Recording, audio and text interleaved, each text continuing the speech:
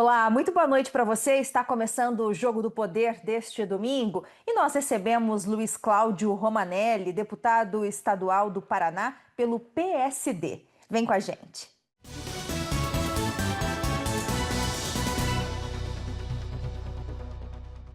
Deputado Romanelli, seja muito bem-vindo ao Jogo do Poder desta noite. É um prazer recebê-lo.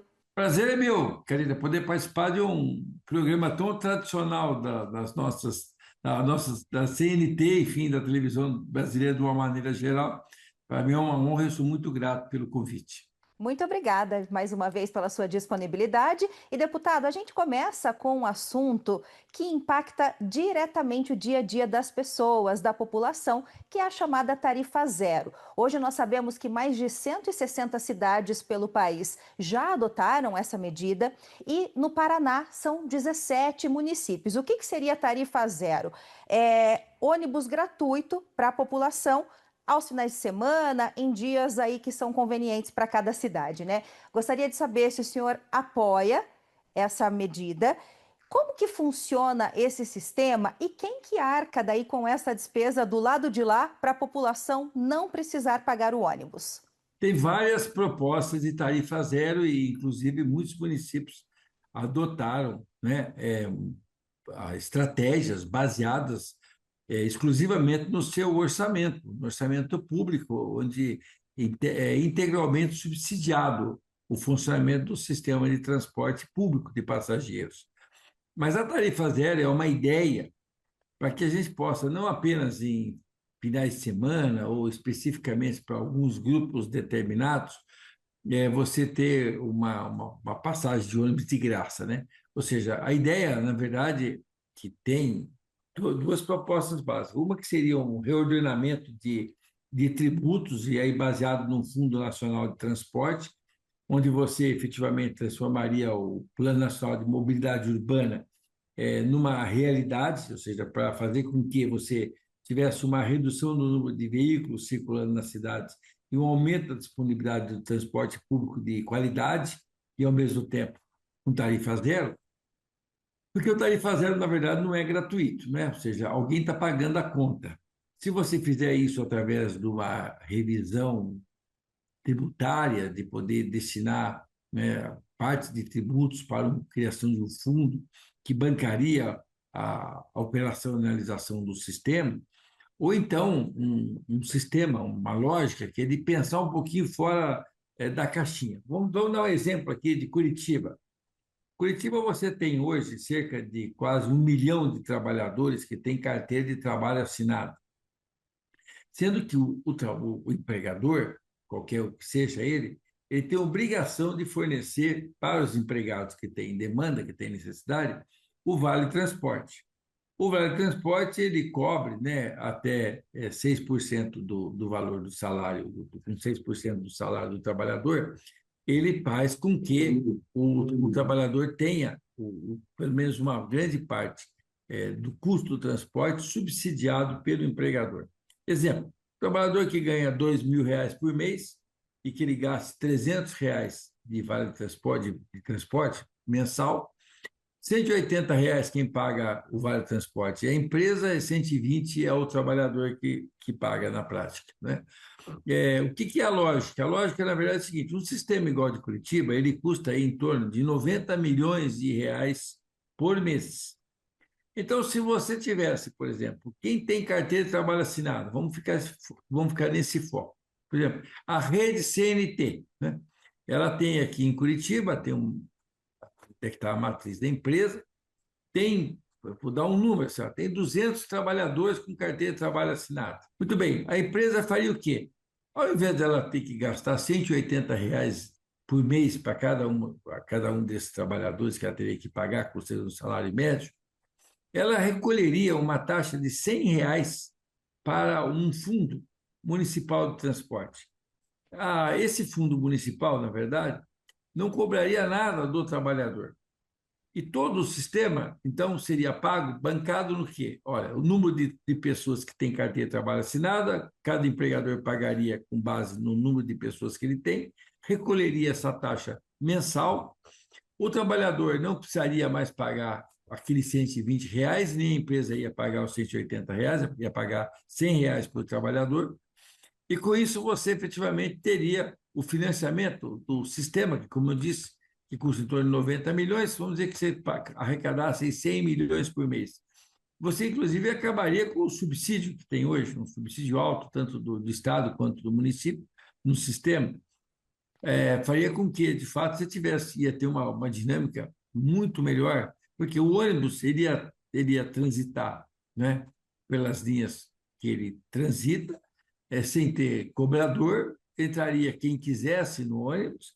Então, além do trabalhador que tem o vale transporte, entraria a esposa do trabalhador que não tem a vale transporte, os filhos. O ônibus seria utilizado nos mais diversos horários, com pessoas transitando, inclusive nos horários de pico, usariam o veículo, o ônibus, os que convencionalmente usam. Nos outros horários, certamente utilizariam mais o ônibus, as pessoas para deslocar, porque, como o sistema estaria com tarifa zero, as pessoas se deslocariam muito mais pela cidade. Então, a lógica do transporte com tarifa zero é você pensar fora da caixinha, né? Você tem que repensar o sistema para que isso aconteça. Hoje, quem tem feito tarifa zero, os municípios têm feito, têm visto um aumento do número de passageiros, tem sido bancado com o recurso, né, das prefeituras, basicamente, que bancam isso.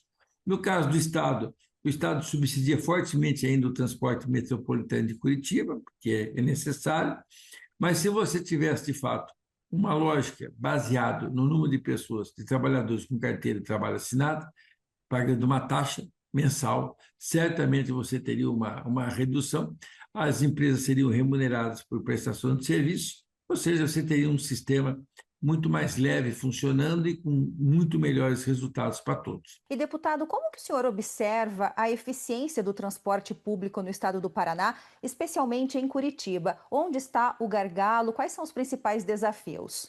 Curitiba tem um dos melhores sistemas de transporte, né, urbano e metropolitano também, né, que a gente tem algumas adequações, integrações em estações terminais que têm integração. Então, se você tem uma tarifa única, que foi uma das grandes conquistas de ter tarifa única. Aliás, houve um debate da campanha eleitoral, né, que havia uma proposta de uma candidata que queria desagregar o sistema. Você ia pagar ônibus como se pagasse o Uber, né? Então, seria, de fato, uma coisa muito ruim. Hoje, o sistema ele é um sistema que tem essa política de subsídio cruzado. Mesmo quem que tem um custo menor de transporte, acaba pagando a mesma tarifa, que o sistema funcione de forma integrada. O sistema em Curitiba é muito bom, mas óbvio que ele vai dando sinais de esgotamento pelo modelo do pagamento da tarifa, porque a tarifa acaba ficando muito alta, né? Você vai tendo uma redução do número de passageiros, as pessoas começam a fazer conta, e tem duas pessoas, ou três às vezes. O que ela faz? Ela começa a pegar, nós temos que ir para o mesmo lugar. As pessoas começam a pedir um Uber, porque a tarifa do Uber vai ser 12, 13 reais, vai acabar sendo mais barato do que se fosse utilizar o transporte coletivo, que a tarifa hoje custa 6 reais. Então, é um sistema que, na verdade, ele está tendo cada vez mais, aumenta a tarifa. A tarifa técnica é mais cara ainda, né? Ou seja, por isso que tem que ter o subsídio. Então, assim, essa lógica de tarifa cara acaba expulsando o usuário do sistema. Então, é um desafio grande. Claro que Curitiba tem que modernizar mais o sistema, introduzir os ônibus elétricos, porque isso vai reduzir também custo, né, em termos de energia. Você tem que fazer essas alterações, essas modificações, que é extremamente importante. Mas isso serve para Curitiba, serve para Londrina, Maringá, serve para o Brasil inteiro, né? Você fazer essas adequações no sistema público de transporte, principalmente numa cidade que não tem metrô, como é o caso de Curitiba, que poderia ter, mas por opções políticas passadas, nós acabamos não tendo linhas de metrô em Curitiba, né? Muito bem, deputado. Nós vamos para um rápido intervalo. O senhor continua com a gente. E para você que nos acompanha pelos canais da Rede CNT espalhados por todo o país, não saia daí que nós já voltamos. Até já.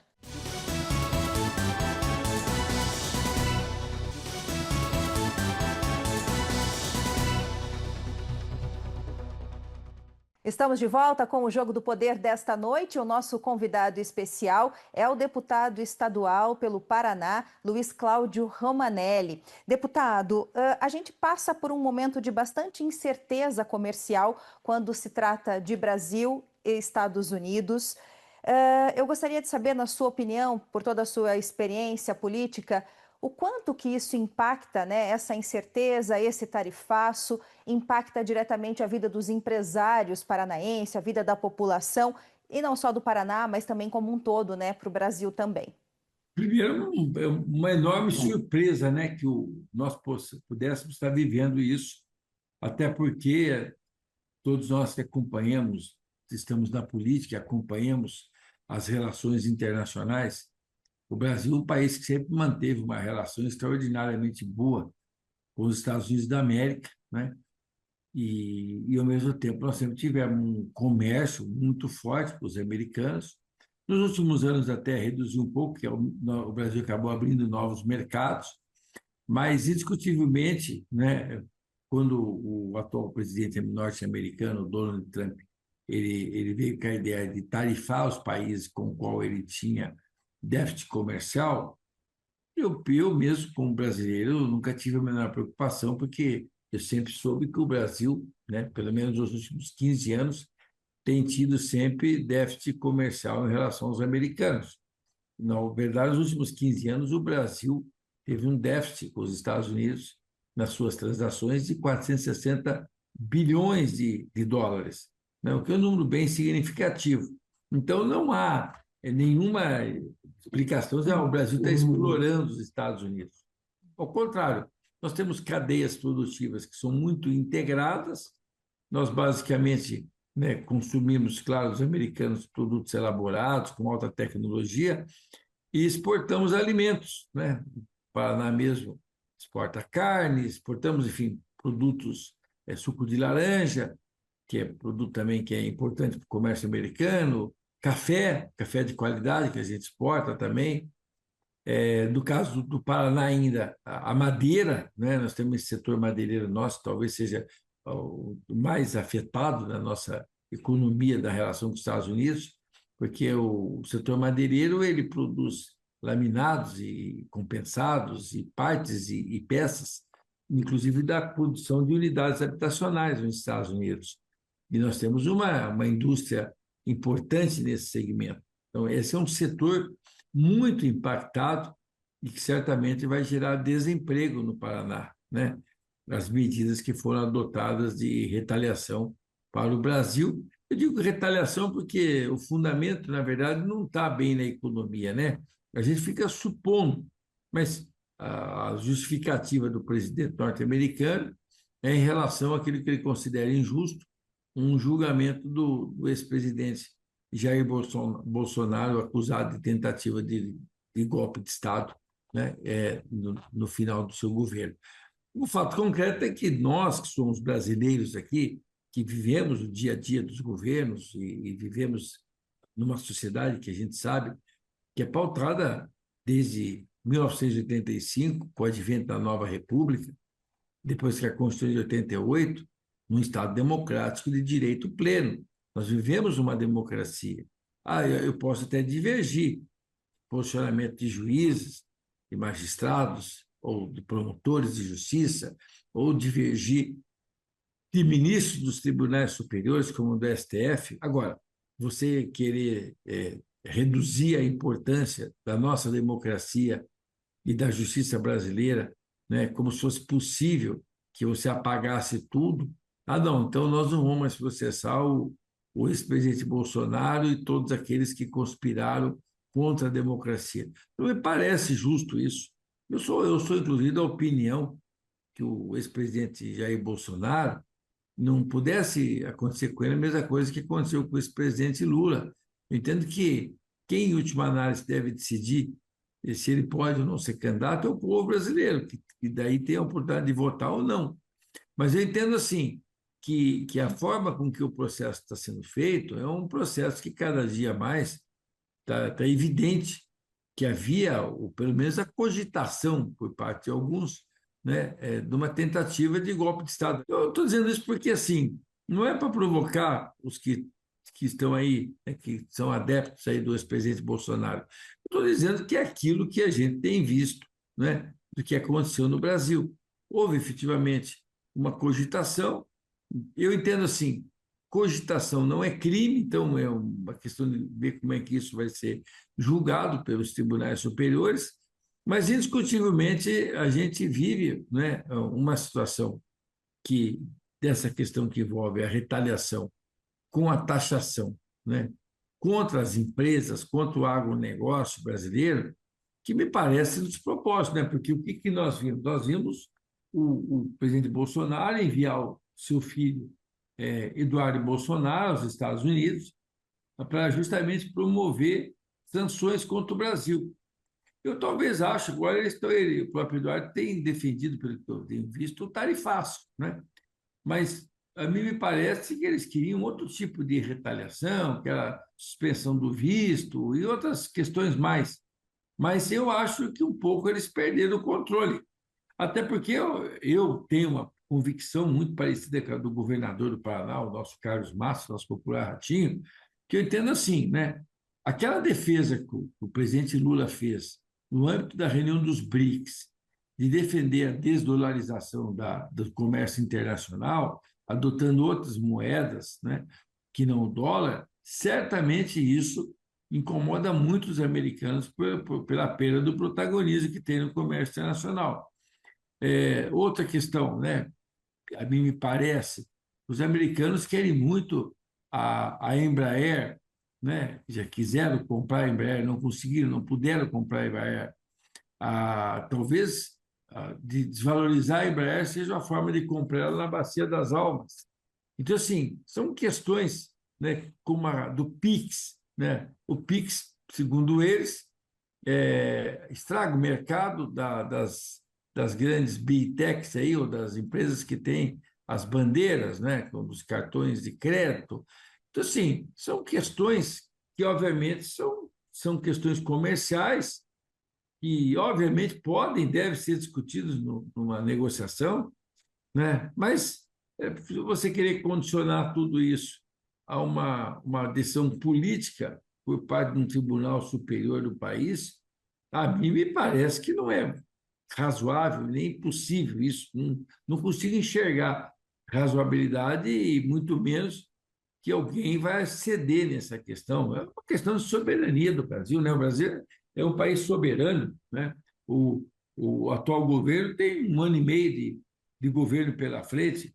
O governo do Bolsonaro tem 3 anos e meio, né? Ou seja, os governos eles têm prazo de validade, todos eles, porque tanto os Estados Unidos quanto o Brasil são um país em que vige uma democracia, né? Tem prazo de validade os mandatos dos seus mandatários, enfim. E os congressos, tanto dos Estados Unidos quanto do Brasil, têm que avaliar, agir, enfim. Acho que tem, na verdade, hoje também um movimento forte das empresas americanas que têm interesse na importação brasileira, né? Eu li uma nota, inclusive, muito radical da principal indústria que importa suco de laranja, porque hoje o Brasil é o grande responsável. Os americanos consomem café e suco de laranja no seu café da manhã, né? Ou seja, vai ter inflação nos Estados Unidos, e eles dependem da nossa laranja, dependem do nosso café para poder receber. Vai aumentar o preço, vai manter a tarifa, essa taxa de 50%? Não vai, é tudo uma questão que a gente não sabe até que ponto que vai essa negociação. Então, são questões complexas e que envolvem efetivamente os interesses nacionais, mas eu entendo assim, a questão da soberania está acima de tudo isso, né? O Brasil não é uma republiqueta. Aliás, nós deveríamos nos preocupar, nós brasileiros, se o Brasil aceitasse essas condições, né, de acabar com a nossa soberania, teria virado de fato uma republiqueta. Muito bem, deputado. Nós vamos para mais um rápido intervalo. Para você que nos acompanha, não saia da rede CNT, que nós já voltamos com o Jogo do Poder de hoje. Até já.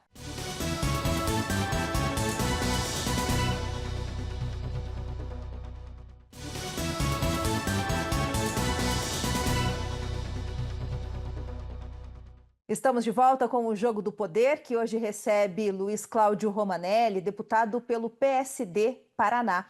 Deputado, nós falávamos agora há pouco sobre essa questão desse impasse comercial entre Brasil e os Estados Unidos e, claro, os impactos, né, os respingos que acabam inevitavelmente acontecendo nos estados.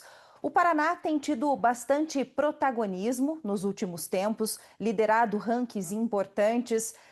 Muito destaque também para o agronegócio, um agronegócio muito pujante, que está sendo referência para outros estados brasileiros. E agora, com esse impasse, a gente acredita que os empresários também vão ter que ter jogo de cintura para se readequar, para buscar novos mercados, buscar novos aliados. Na sua opinião, deputado, para que lado esses empresários deveriam ir? Aonde que estaria, de repente, uma posição para minimizar esses impactos, principalmente para a classe trabalhadora que vai sofrer os impactos com supostos desempregos, como o mercado vem prevendo? Eu penso que algumas questões podem ser resolvidas no próprio mercado interno, né? Vamos dar um exemplo. A carne, né? A carne brasileira, hoje, ela está com o preço mais alto, aliás, já reduziu um pouco o consumidor, porque nós estamos exportando muito do que nós produzimos em termos de carne. Bom, se você colocar essa produção, esse excedente que está sendo exportado no mercado interno, você vai chegar, você vai vender a carne e chegar no consumidor com um preço muito mais acessível. Então, eu acho que, em um determinado momento, quem começa a ganhar isso, ganha com a carne, ganha com o café, ganha com o próprio suco de laranja, né? Eu vi, por exemplo, no Nordeste, Petrolina, eles têm um grande polo de produção de frutas, né? De frutas de manga, são 2.500 contêineres, um prejuízo enorme para o setor. Claro, se você for colocar toda a manga no mercado interno, você vai fazer desabar profundamente o preço da manga. Mas eu penso assim, pode-se fazer no âmbito da Organização Mundial do Comércio uma destinação dessa produção para outros parceiros, né, comerciais do Brasil, da União Europeia, enfim, de tantos outros países que têm também precisam de produtos alimentícios, especialmente esses, né? Outros setores, é claro, os aços, né, aços laminados, enfim, são mais complexos, embora eles integrem cadeias produtivas, né? Por exemplo, a produção de automóveis nos Estados Unidos. Então, certamente vai ser difícil para os americanos substituir no curto prazo essa produção. Tem outros setores, celulose, né, que também impacta aqui a economia do Paraná.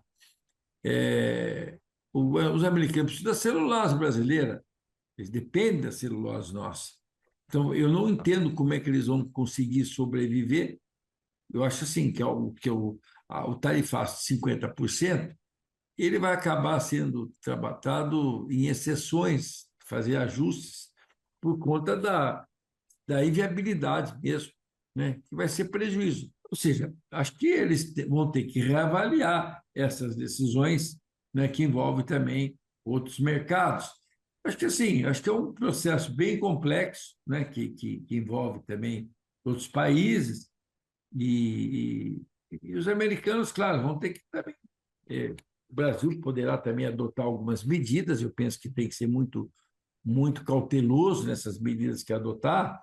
Mas, por exemplo, tem uma medida muito bacana que eu acho que pode ser adotada, que é a quebra de patentes, né? Porque a quebra de patentes faz você reduzir o preço dos produtos, dos medicamentos nas farmácias e reduz de forma significativa. A gente pode produzir esse medicamento como remédio não de marca, mas genérico, e você vai ter uma redução brutal dentro da balança comercial do pagamento dessas patentes. Essa é uma medida inteligente, que, na verdade, impacta só o detentor dessa patente. Não impacta nenhuma cadeia produtiva, só quem detém o direito intelectual da patente. Acho que essas questões são questões que o Brasil vai ter que tratar de forma pontual para poder também ter benefícios. Porque, assim, colocando carne mais barata, café mais barato para o consumidor, isso tudo tem mercado interno e, ao mesmo tempo, reduz o preço, né? E vai fazer, né? Como é que era aquela promessa do Lula que ia dar picanha, né? barata, pô, a picanha já caiu, já está R$ 30 a picanha aí em alguns mercados aí. Ou seja, se baixar o preço da cervejinha também, pô, aí só falta usar a madeira como carvão aí que resolve a coisa do churrasquinho no final de semana. Eu estou brincando, mas é assim, né? Tem lados, tem alguns aspectos que podem até beneficiar o consumidor brasileiro. Mas outros tantos, claro, você desmonta uma cadeia produtiva importante e que a gente precisa tomar muito cuidado, né? Deputado, ano que vem nós temos eleições e a gente sabe que o cenário político realmente ele muda, né, a todo tempo. Essa própria questão do tarifaço, a questão também do andamento do processo do ex-presidente Jair Bolsonaro. Então, tudo acaba trazendo novas perspectivas, novas expectativas. O senhor é um deputado que representa o Paraná e eu gostaria de te perguntar se o senhor acredita que o atual governador do estado, Carlos Massa Ratinho Júnior, tem potencial para reunir centro-direita e esquerda para uma possível candidatura para a presidência no ano que vem. Olha, o Ratinho está fazendo um governo de marcar época no Paraná, um governo desenvolvimentista, um governo que não fica com debate ideológico de esquerda e de direita, é um governo pragmático que busca sempre a melhor solução, né, que dialoga com todos os setores da economia e da sociedade. E esse exemplo da minha avaliação do governador Ratinho, né, que no Paraná hoje nós temos uma paz política, nós temos diálogo, temos construção de boas soluções, valeria para o Brasil. Ele está muito preparado, é muito jovem ainda, é um jovem, uma pessoa determinada, tem 45 anos de idade e, ao mesmo tempo, tem uma grande experiência, já uma bagagem de vida muito importante. Ele está qualificado para poder discutir um projeto nacional para o Brasil e sem esse viés ideológico, né, de ser extremista naquilo que faz. Então, nós, paranaenses, que integramos o PSD, nós estamos muito confiantes que o PSD nacional adotará a candidatura do governador Ratinho Júnior como nosso candidato a presidente da República. O próprio presidente do partido, o presidente nacional do partido, Gilberto Kassab, tem falado muito sobre essa questão da candidatura do Ratinho. O PSD é um partido de centro, não é nem de esquerda nem de direita, é um partido de centro. Ele dialoga e convive com todos os campos da política ao mesmo tempo, nós entendemos que é hora de oferecer para o Brasil um nome do Paraná forte e com condições de poder, de fato, fazer uma bela um debate sobre o nosso país. Então, na nossa avaliação, a melhor solução que o Brasil tem é o Ratinho Júnior, e nós vamos, paranaenses, trabalhar muito para que a gente possa, de fato, né, ter alguém com a qualificação, preparo, com a visão social, porque o governo do Paraná, além de fomentar a economia, de gerar emprego, enfim, e atividades em todo o estado, criando um ambiente de negócio que dá segurança jurídica ao setor produtivo, ao mesmo tempo tem políticas sociais, enfrenta a questão da desigualdade social, sabe dos enormes desafios, né? Ou seja, a gente procura trabalhar, o governo trabalha em todos os campos e os resultados têm sido os melhores possíveis. Crescimento, né? Primeiro lugar no IDEB do Brasil hoje, por conta de todo o investimento que foi feito na área da educação. O Paraná tem investido pesado na descentralização na área da saúde, criando os hospitais regionais, apoiando iniciativas que, de fato, diminuem o deslocamento dos pacientes. O governo tem feito uma política de segurança pública também, né, com conceitos modernos. Nós avançamos muito, contratamos novos policiais, serviço de inteligência, ou seja, tudo que tem sido feito pensando no bem-estar das pessoas. E o Paraná vive esse ambiente. Não é à toa que o governador Ratinho, o governo tem uma aprovação média aí de mais de 80%. Por quê? Porque o governo é um governo bom mesmo, está dando bons resultados. O que é bom no Brasil, a gente tem que continuar fazendo ele prosperar, não é? Muito bem, nós vamos para o nosso último intervalo, deputado. Não saia da Rede CNT que nós já voltamos com o Jogo do Poder.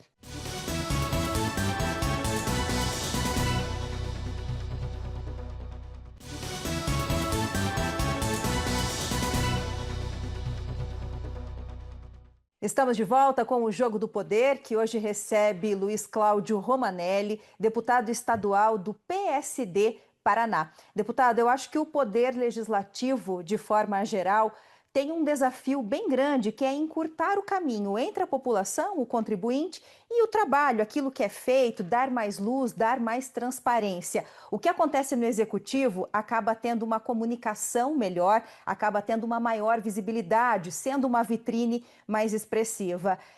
Qual que é o trabalho que a Assembleia faz justamente para encurtar, né, esse caminho, como eu disse, para que as pessoas tenham acesso a mais informações? As pesquisas apontam que os contribuintes, eles realmente gostariam de saber mais, até de participar mais. Como que isso poderia ser feito, na sua visão, de forma rápida e eficiente? Bom, nós temos procurado trabalhar em várias frentes, né? Eu diria que uma das boas ações que a Assembleia promoveu nos últimos anos foi criar um programa da Assembleia itinerante. É levar a Assembleia estruturalmente, né, para as cidades onde realizam grandes eventos populares e você efetivamente além de fazer o debate político, você de fato colhe, né, as demandas da cidade e da região. A Assembleia Itinerante tem sido um sucesso por onde ela tem passado. Além disso, nós temos procurado, eu vou dar um exemplo da comissão que eu presido aqui na casa atualmente, que é do orçamento.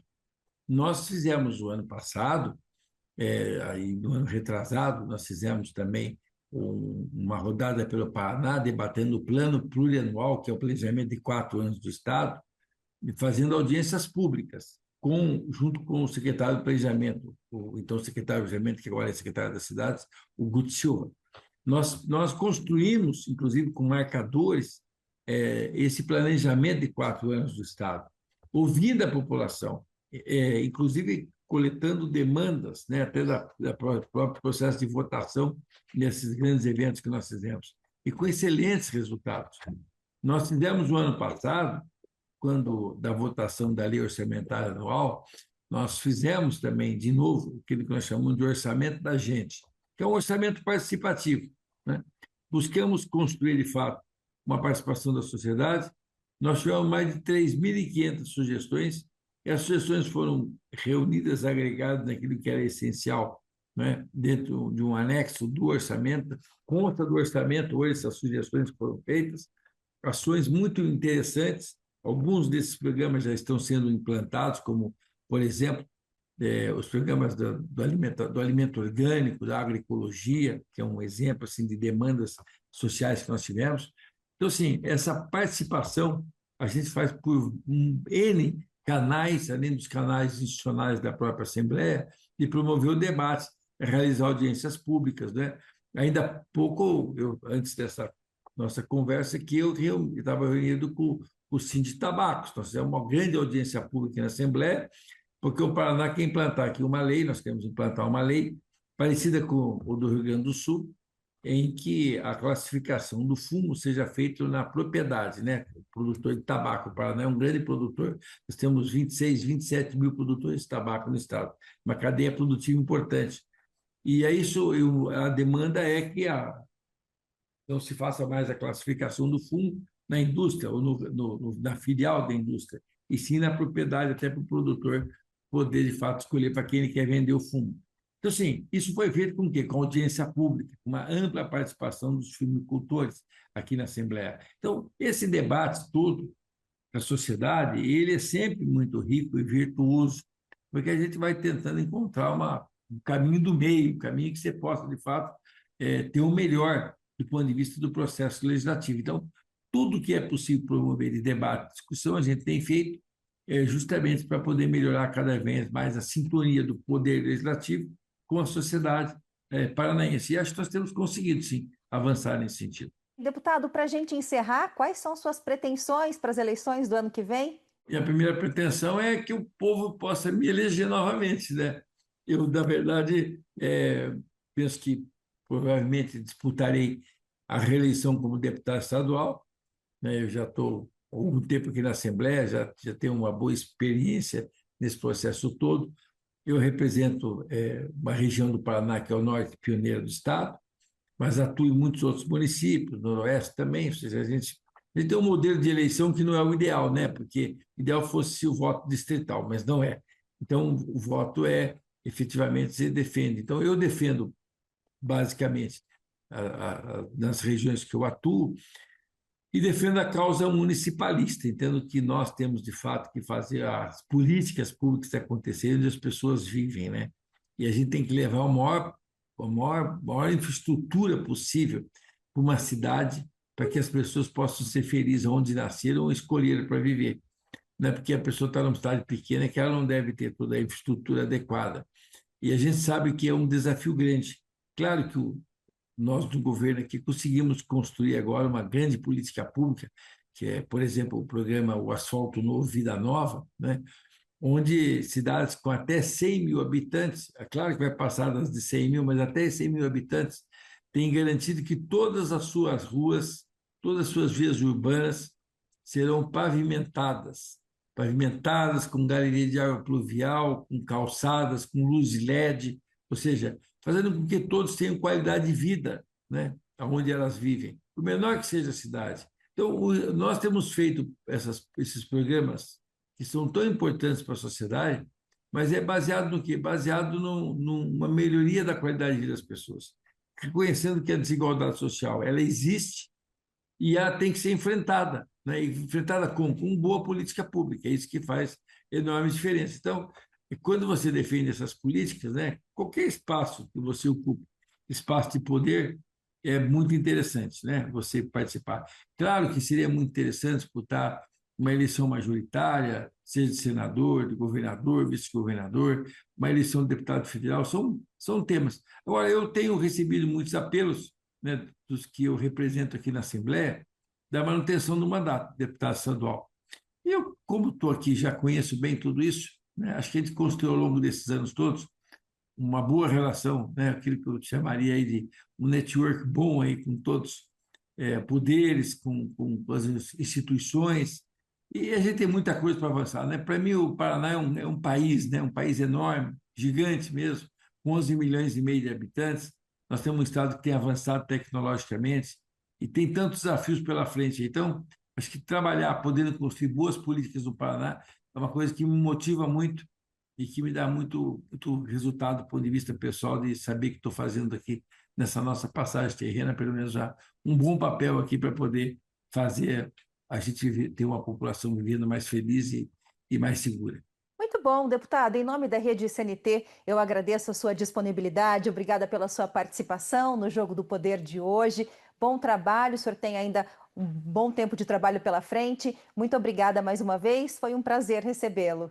Prazer foi meu. Tudo de bom para você, muitas felicidades e a todos aí que acompanharam o nosso bate-papo aí, sempre nos colocando à disposição de todos aqui para poder dialogar. Muito obrigado a você e a todos. O Jogo do Poder de hoje fica por aqui. Muito obrigada pela sua companhia e você pode rever esta conversa ou outras anteriores através do nosso portal redecnt.com ou então pelo app, o CNT Play. É só você baixar aí no seu celular. Uma boa noite para você. Na próxima semana, um novo convidado, um novo entrevistado, um novo bate-papo por aqui. E é claro que a gente se vê. Até lá.